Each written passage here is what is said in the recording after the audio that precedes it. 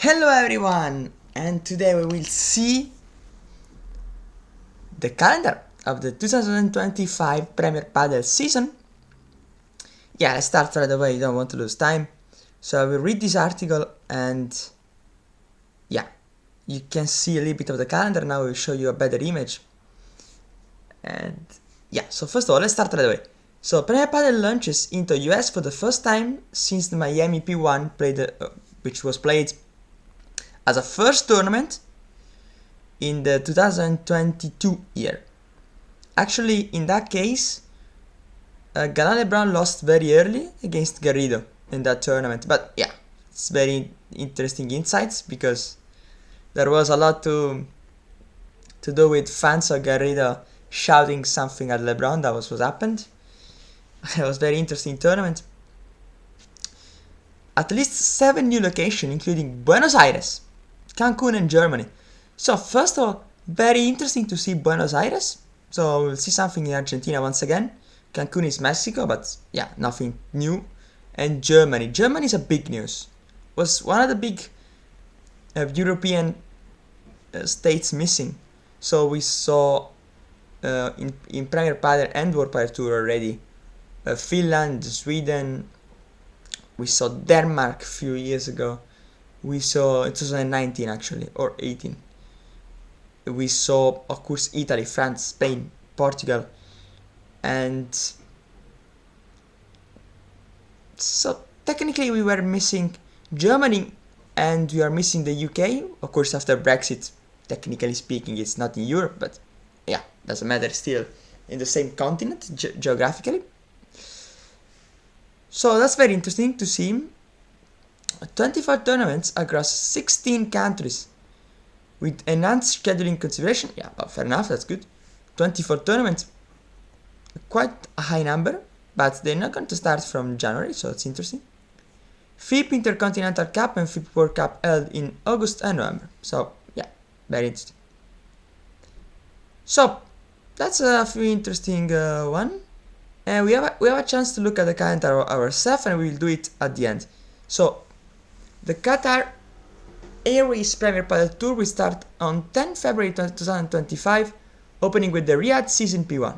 And we saw last year Galan and LeBron winning in Riyadh against Tapia Koya in the final. There will be 2 major new highlights in the 2025 in March, with the tour traveling for the inaugural tournament in Miami and Cancun, held at the Rafa Nadal Academy. Wow! Before returning to Chile for a second time in history. We saw in Chile in 2023 Tapia Koya defeat LeBron Galan in an epic final, which maybe I'm going to do an analysis, but very interesting match that was, with all the drama that happened. Yeah, amazing. Following a short return to Europe for tournaments in Belgium, which we saw in Bruxelles most of the time basically, and Heartland in Spain. The tour will make its way to Paraguay. Interesting news.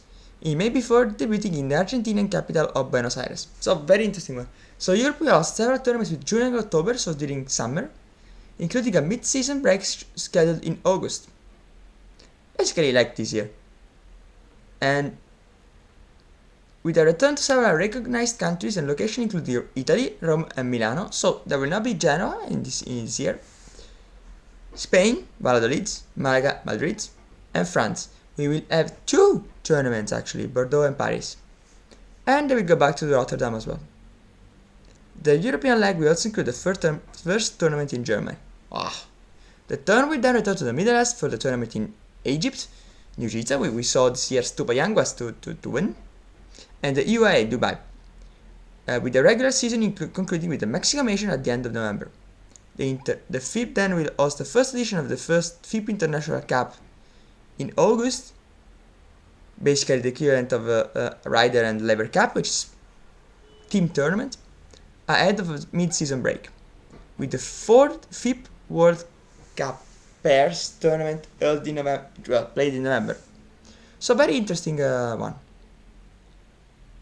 Okay, now let's go to the most important tournaments, which are the major. In terms of the major, the 2025 season will see the world best player return to Qatar, which between 14 and 19 of April, and Italy 9 to 15 of June, for two major tournaments in the first half of the year, with France 8 to 14 September and Mexico coming in 24 and 30 of November, hosting the remaining major tournaments.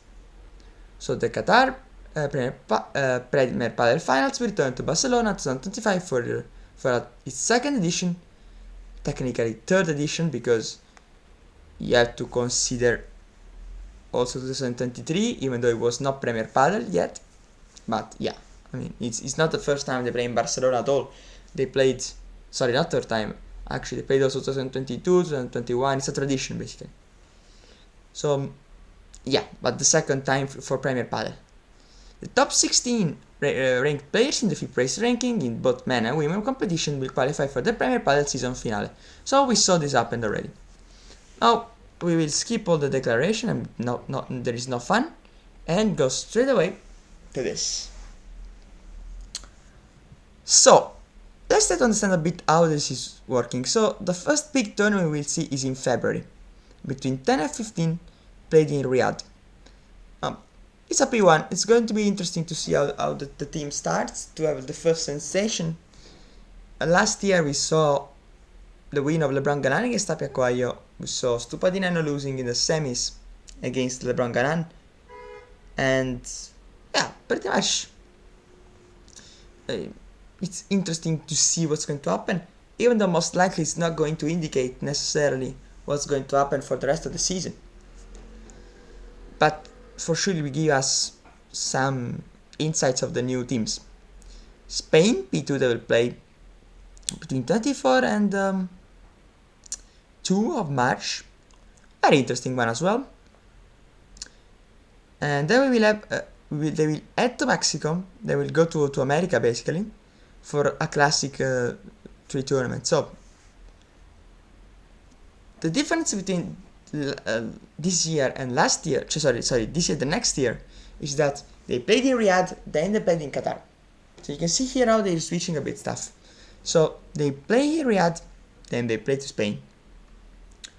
So then they have a week to rest or to train a little bit, maybe to adjust something, and then they play to Mexico, Miami, and Santiago in Chile in a row. So we like Cancun, which is going to be interesting. It's a P2, but who knows, that's the beginning of an interesting series. Miami P1 and Santiago P1. So a lot of smaller tournaments before the first major. So yeah, so maybe in the major that's going to be played between 14 and 19 of April, after 2 weeks of rest, we may see some surprises. And then there's going to be Brussels P2 and Spain P1. So I predict some of the players might skip the well, if they have to skip a tournament, they're going to skip Bruxelles, but I don't think this is going to happen, to be honest, because it's such an iconic tournament at this point. So last year we saw, well, this year I should say, we saw Chingoto Galan win convincingly against Tapia and Coelho, even though they won in 3 sets, but they should have won in 2. Now, Spain P1 again, Asunción P2 like this year, and then Buenos Aires. This is going to be a very interesting location, and between the 26th of May and the 1st of June, and then they will need to go all across continent, but they have a week to rest, to the Italy Major, and that's going to be interesting as well. Then it's going to be Valladolid and Bordeaux. So last year we saw someone skip the Bordeaux tournament. So this year, Tapia Coelho and Chingoto Galan. Let's see what's going to happen this year.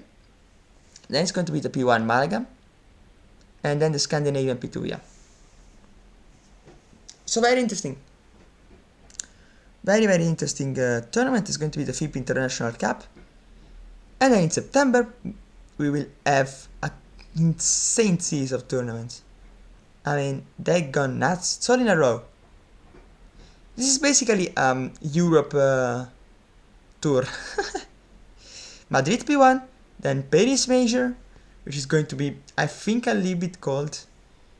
But yeah, if it's going to be like this year, it's going to be very slow.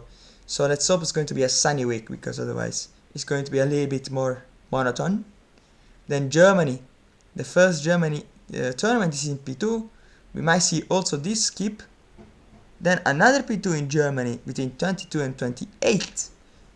Or yeah, so maybe we're going to see someone skip here for sure, because it's too many tournaments in a row, and they came before the P1 of Rotterdam, so, and P1 of Milano, so yeah, we might see this miss. GZ is going to be played late, between 27th of October and 1st of November, quite late. Then the FIP World Cup pairs, yeah, fair enough. Then the Dubai P1 in November, and the Mexico Major at the end of November. So, what are the considerations that we could do for this calendar? Well, it's very dense in September. Very, very dense. So I don't think, maybe Bordeaux or Bruxelles may be skipped by someone, but yeah, it's going to be difficult. So, at the same time, yeah, I think that it's very unfortunate position for the Germany P2 after the Paris Major and before Rotterdam, so yeah. Then of course in December between 9 and 14 is going to be the Barcelona finals. So yeah, a few tournaments have gone before, like the Milano P1, some tournaments have been posticipated, like the Qatar Major. So it's looking a very dense in September and a little bit simpler, let's say, in other parts of the year. But for the rest, it's an okay, I think, calendar for 2025. Now, one of the big questions is, when are we going to see some team exchange, so some team switching? Well, I think after the Santiago P1 we are going to have some news. Now the problem is, if they switch, they're going to have to play the Qatar Major right away with a new partner. But yeah, I guess they will have 2 weeks to train, so it depends.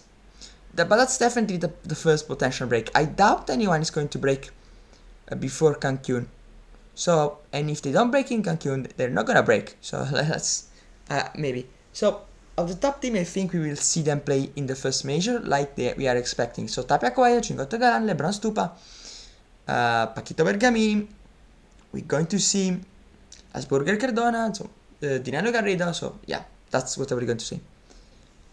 But I really believe after the Spain P1 in May, we will see some team break, because at that point we will have 3 tournaments before adding into the Italy measures, which is the other big moment.